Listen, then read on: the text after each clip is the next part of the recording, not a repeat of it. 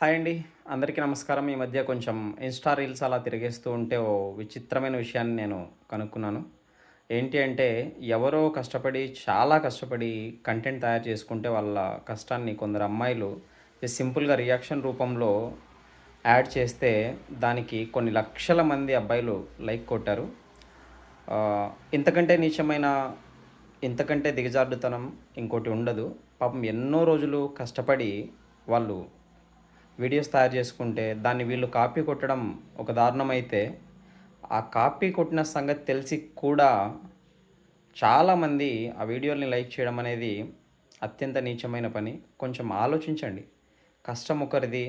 అంటే మనము ఇప్పుడు ఆహ్, ఒక వ్యక్తికి ఈజీ మనీ అలవాటు చేస్తే మొన్న గమనించాం. ఒక పికిల్స్ అమ్మాయి అలా ఫాలోవర్స్ ద్వారా పైకొచ్చి ఫాలోవర్స్‌ని ఎలా తిడుతున్నారో. సో అలాగే రీసెంట్‌గా 'అనసూయ' కూడా అలాగే చెప్పుతో కొడతాను అని చెప్పింది ఫ్యాన్స్‌ని.